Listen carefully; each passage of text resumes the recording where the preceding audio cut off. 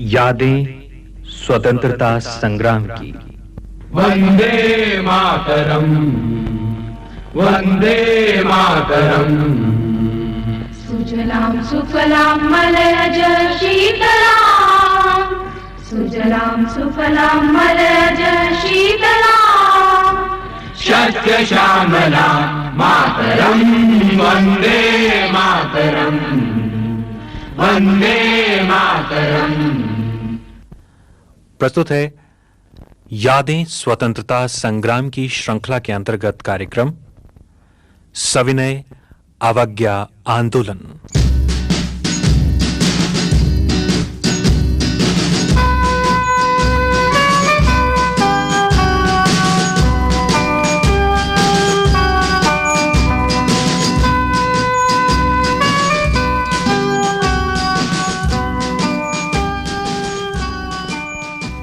1928 में बारदोली सत्याग्रह सरदार पटेल के नेतृत्व में सफलतापूर्वक संपन्न हुआ था। गांधी जी इस किसान आंदोलन के प्रणेता थे। इस समय देश की जनता में अपार उत्साह था। साइमन कमीशन बायकॉट के दौरान अंग्रेजी शासन द्वारा बड़ी क्रूरता से जन आंदोलन को कुचलने का प्रयास किया गया, लेकिन 1928 के कांग्रेस अधिवेशन में 1 साल के अंदर पूर्ण स्वतंत्रता की घोषणा करने का प्रस्ताव पास किया गया। देश का मजदूर वर्ग बड़े पैमाने पर संगठित हो रहा था। किसानों में जमींदारों, ताल्लुकेदारों और अंग्रेजी सत्ता के विरुद्ध तीव्र आक्रोश था। देश का नवयुवक जाग उठा था। क्रांतिकारी आंदोलन अपनी चरम सीमा पर था। कांग्रेस में युवा वर्ग स्वतंत्रता प्राप्ति के लिए कठोर कदम उठाने के पक्ष में था। जवाहरलाल नेहरू और सुभाष चंद्र बोस ने समाजवाद को अपना लक्ष्य घोषित किया। सरकारी दमन चक्र विकसित हो रही इस राष्ट्रीय चेतना को कुचलने के लिए दृढ़ संकल्प था।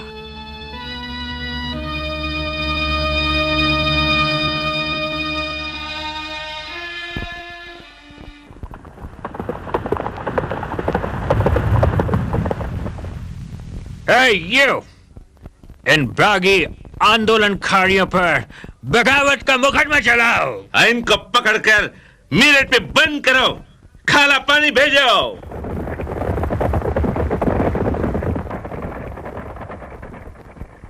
और ऐसी परिस्थितियों में प्रारंभ हुआ कांग्रेस का लाहौर अधिवेशन। 1929 में हुए इस अधिवेशन के अध्यक्ष थे पंडित जवाहरलाल नेहरू, और उन्होंने ही वहां पूर्ण स्वतंत्रता की घोषणा की। साथियों, कांग्रेस का लक्ष्य है पूर्ण स्वतंत्रता। हमारे लिए स्वाधीनता का अर्थ है ब्रिटिश आधिपत्य और ब्रिटिश साम्राज्यवाद से पूर्ण स्वतंत्रता। भारत माता की जय! भारत माता की जय!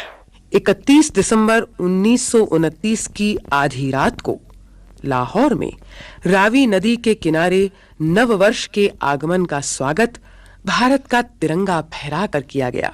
अन्य राष्ट्रों की तरह हम भारत के नागरिक भी स्वतंत्रता को अपना जन्मसिद्ध अधिकार मानते हैं। भारत को अंग्रेजों से संबंध तोड़कर मुकम्मल आजादी हासिल करनी चाहिए।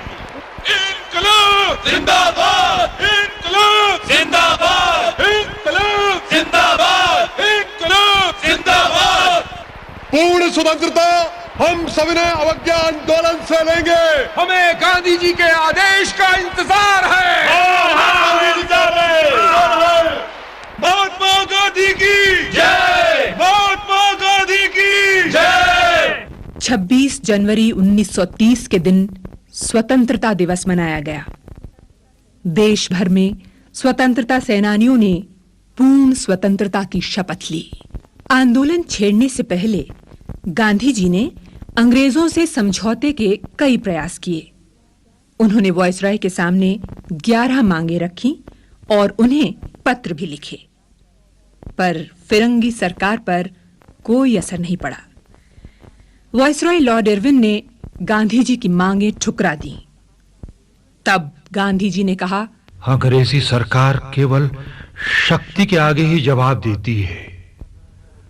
मैं खुद नमक कानून तोड़कर आंदोलन शुरू करूंगा। और 12 मार्च 1930 के दिन साबरमती आश्रम से गांधी जी ने ऐतिहासिक दांडी यात्रा प्रारंभ की। महात्मा गांधी की जय, महात्मा गांधी की जय। बापू अपने 78 स्वयंसेवकों के साथ साबरमती आश्रम छोड़ चुके हैं और अभी हमारे गांव से गुजरने वाले हैं। मगर किधर जा रहे हैं? समुद्र तट पर बसे दांडी तक जा रहे हैं, जहां वे और उनके साथी खुलेआम नमक बनाकर नमक कानून तोड़ेंगे। वो देखो बापू और स्वयंसेवक आ रहे हैं। चलो भाई चलो, हम लोग भी जुलूस में शामिल हो जाएं। आओ, चलो आ जाओ। 24 दिन के लगभग 200 मील की यात्रा पूरी करके ये दल 5 अप्रैल को दांडी पहुंचा और अगले दिन वहां गांधी जी ने खुद नमक कानून तोड़ा। इस प्रकार सविनय अवज्ञा आंदोलन का आरंभ हुआ। महात्मा गांधी की जय, महात्मा गांधी की जय, भारत माता की जय। साथियों, हिम्मत न हारना, अंग्रेजों की लाठियों से घबराना नहीं, बढ़ते चलो और तोड़ दो नमक कानून को। सिपाहियों, इन पर लाठी चार्ज कराओ।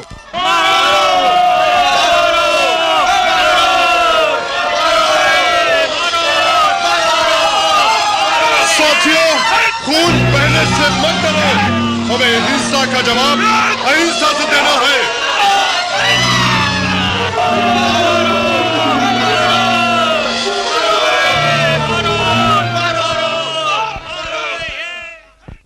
और फिर देश भर में नमक कानून तोड़ा गया।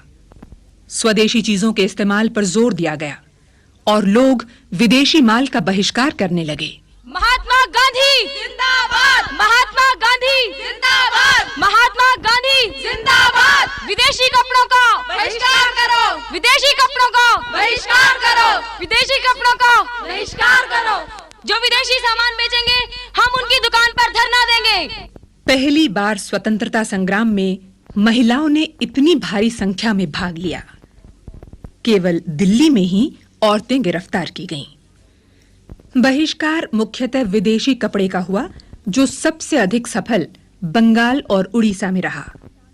देश भर में किसानों ने सफलतापूर्वक लगानबंदी आंदोलन चलाया। उत्तर प्रदेश में किसानों ने अंग्रेज सरकार और उसके चापलूस जमींदारों के खिलाफ लगानबंदी आंदोलन लड़ा। फलस्वरूप वहां कई गांवों में जनता का राज स्थापित हो गया। पूर्वी बंगाल में किशोरगंज में जूट मुख्य उपज थी। जूट के दाम अंतर्राष्ट्रीय बाजार में बुरी तरह गिर गए, इसलिए किसानों ने लगान देने से इनकार कर दिया। देखो भाई, हम ना तो सरकार को कर देंगे और न ही जमींदारों को लगान देंगे। और इन खून चूसने वाले व्यापारियों और महाजनों को, जो हमारे कपास का इतना कम दाम तय करते हैं, उन्हें हम सूद बिल्कुल नहीं देंगे। और इधर अवध के किसान नेता बाबा रामचंद्र ने कहा, शतरंज की काली गोटों में से एक प्यादा सफेद गोटों के राजा से टक्कर लेने निकल पड़ा है। हम किसानों को इस प्यादे का सिपाही बनकर साथ देना है। उत्तर प्रदेश में रायबरेली में मुंशी कालिका प्रसाद ने किसान आंदोलन को दिशा दी। और इसी समय पूरे प्रांत में पंडित नेहरू, पुरुषोत्तम दास टंडन, तसब्दुक हुसैन शेरवानी और रफी अहमद किदवई के नेतृत्व में किसान आंदोलन बल पकड़ रहा था। अवध में 1,60,000 किसान बेदखल किए गए।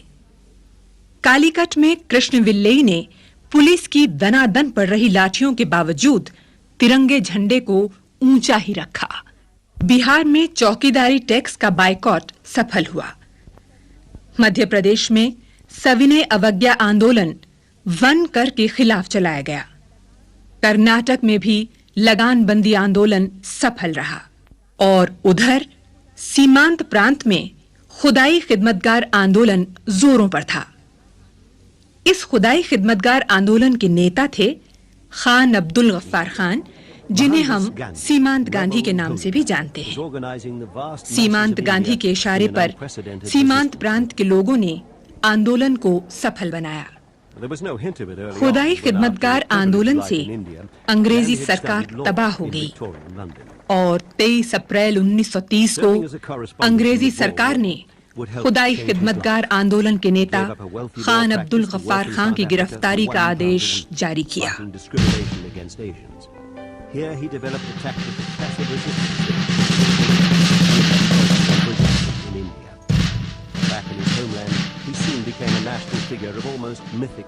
अपने देशवासियों पर किए जा रहे जुल्म से पीड़ित होकर 18 रॉयल गढ़वाल राइफल के बहादुर सैनिक चंदर सिंह गढ़वाली ने बागी बनना स्वीकार किया।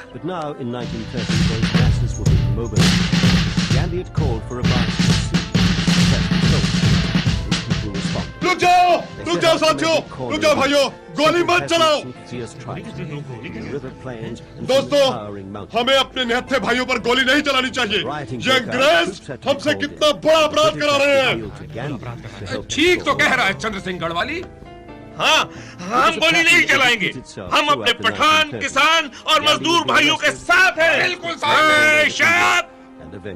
चंद्र सिंह गढ़वाली, तुम्हारी गद्दारी की सजा तुम्हें मिलेगी। तुम्हारा कोर्ट मार्शल किया जाएगा। सर, सजा से डरना बुज़दिलों का काम है। इंकलाब जिंदाबाद, इंकलाब जिंदाबाद, इंकलाब जिंदाबाद, इंकलाब जिंदाबाद। पेशावर 25 अप्रैल से 4 मई तक जनता के अधिकार में रहा।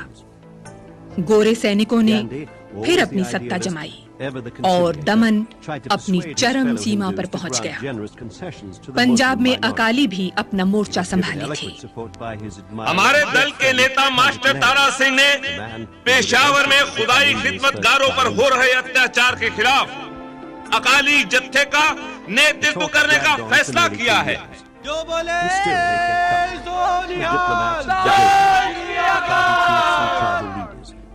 4 मई को गांधी जी को गिरफ्तार किया गया। इसका तीव्र विरोध हुआ। 7 मई को महाराष्ट्र में शोलापुर के कपड़ा मिल के श्रमिकों ने हड़ताल की। 18,000 मजदूर शहर की सड़कों पर थे। इस प्रकार भारत भर में सरकारी दमन चक्र चलता रहा।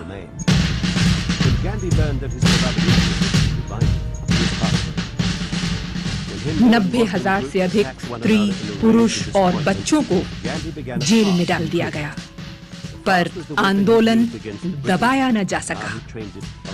अप्रैल के अंत में सरकार ने कई कानून पास किए, जिनसे कांग्रेस की संस्थाओं को गैर कानूनी घोषित किया गया और सरकार को उनकी संपत्ति हड़पने का अधिकार मिला। कई लोगों की संपत्ति लूटी और नीलाम की गई।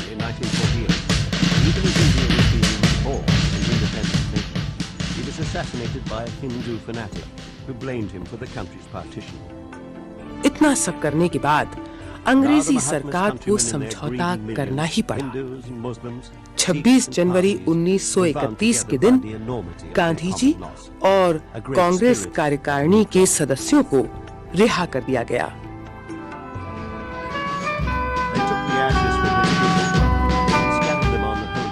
मार्च 1931 के दिन गांधी इरविन समझौता हुआ और आंदोलन स्थगित कर दिया गया।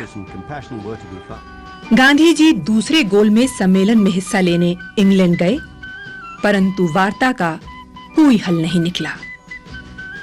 भारत लौटने पर उन्हें फिर गिरफ्तार किया गया। आंदोलन फिर से प्रारंभ हुआ और स्वतंत्रता संग्राम जारी रहा।